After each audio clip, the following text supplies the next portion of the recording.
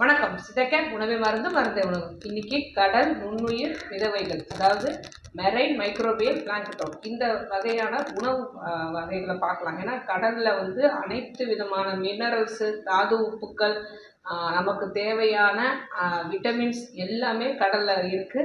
அந்த கடல்ல நம்ம ஒரு சிலர் மீன் சாப்பிட மாட்டோம் இல்லையா? இந்த மீனும் அந்த விட்டமின்ஸ் மினரல்ஸ் எல்லாம் கொஞ்சம் தான் எடுத்து கொடுக்குது. ஆனால் இந்த பாச வகைகள், குளோரோஃபில் நிறைந்த பாசிகள், கடல் பாசம், இது எல்லாமே கடல்ல உள்ள அனைத்து சத்துக்களையும் ஈஸியாக கிரகிச்சு நமக்கு கொடுக்குது. அந்த மாதிரி நமக்கு உணவு கிடச்சிதுன்னு அப்படின்னா, ஏன்னா நம்ம தமிழ்நாட்டில் இருக்கும்போது கடல் ஓரமாக அனைத்து பகுதிகளும் இருக்கும்போது நமக்கு நிறைய விட்டமின்ஸ் வேணும், நிறைய சத்துக்கள், குளோரோஃபில்ங்கிற பச்சையம் வேணும், அடுத்தது நிறைய மினரல்ஸ் வேணும் அப்படின்னு நினைக்கிறவங்க இந்த கடல் நுண்ணுயிர் விதவைகள் எங்கேயாவது கிடச்சிது அப்படின்னா இந்த மாதிரி உணவுகளை நம்ம சாதாரண சேர்க்குற உணவோட இதையும் வாரத்துக்கு ஒரு முறையாவது இல்லை மாதத்துக்கு ஒரு முறையாவது சேர்த்துக்கிட்டு வந்தோம் அப்படின்னா, முக்கியமாக வயதானவர்கள், ஏன்னா இது ஈஸியாக செரிக்கக்கூடிய உணவுகள், வயதானவர்களும் சரி நோயாளிகளும் சரி நல்லாவே இதை எடுத்துக்கலாம். இதில் என்னென்ன பலன் நமக்கு கிடைக்கும் அப்படிங்கிறத ஒன்று ஒன்றா பார்த்துட்டே வரலாம். இதில் vitamin B1, B12, omega-3 fatty acids, omega-6 fatty acids, amino அமிலங்கள் நிறையவே இருக்குது. அடுத்தது குளோரோஃபில்னு சொல்கிற பச்சையம், நம்ம உடலுக்கு தேவையான அனைத்து சத்துக்களும் கொடுக்குற ஒரு பச்சையம். இது நம்ம பிளான்ட்டையே சாப்பிட்றோம் இல்லையா? பிளான்ட்டை சாப்பிடும் போது பிளான்ட் அதுக்கு சாப்பாடாக அந்த பச்சையத்தை தான் சன்லேருந்து எடுத்துக்குது.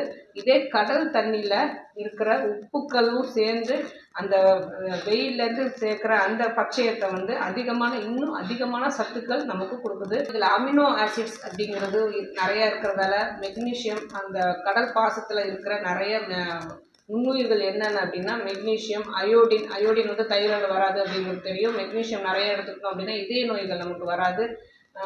ஸ்ட்ரோட்டிலியம் எடுத்துக்கிட்டோம் அப்படின்னா கண் பார்வை இன்னும் நல்லாவே பளிச்சுன்னு தெரியும். இது மாதிரி நரம்பு மண்டலத்தை நல்லா பலமாக்கும். இது மாதிரி ஒவ்வொரு மினரல்ஸும் நமக்கு ஒவ்வொரு பிரச்சனைகளை தீர்க்கக்கூடிய வல்லது.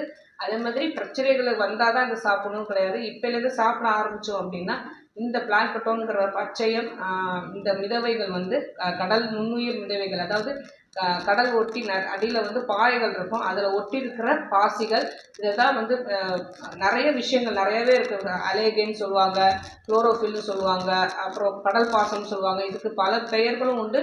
ஒவ்வொரு கடலுக்கும் ஒவ்வொரு வித்தியாசமான பொருட்களும் உண்டு. அதனால் இது கிடச்சிது அப்படின்னா இதை ப்ராசஸ் பண்ணி தான் நமக்கு வெளியே கிடைக்கும். மீனவர்கள் இதை நிறைய சாப்பிட்றதால தான் அவ்வளோ தெம்பாக அவங்க துடுப்பு போட்டு வெளியேறி போய் இதை அனைத்துமே சாப்பிட்றாங்க. அதனால் இதை கடலில் போய் அவங்களால நிறைய வாரக்கணக்கில் இருக்கவும் முடியுது.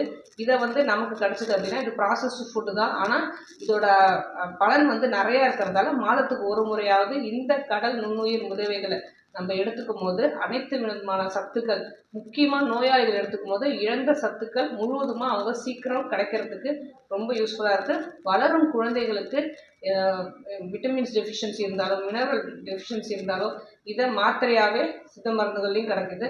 இதை அவங்க வாங்கி சாப்பிட்டாங்க அப்படின்னா அவங்களுக்கு எல்லா வித பலனும் கிடச்சிரும். ஆரோக்கியமாக வாழ்வாங்க. வேறு எதை பற்றி பேசணும்னு நினச்சாலும் சரி தாராளமாக கமெண்ட் பண்ணுங்கள். உங்களுக்கு எந்த நோயாக இருந்தாலும் சித்தா கேரை அணுகுங்க.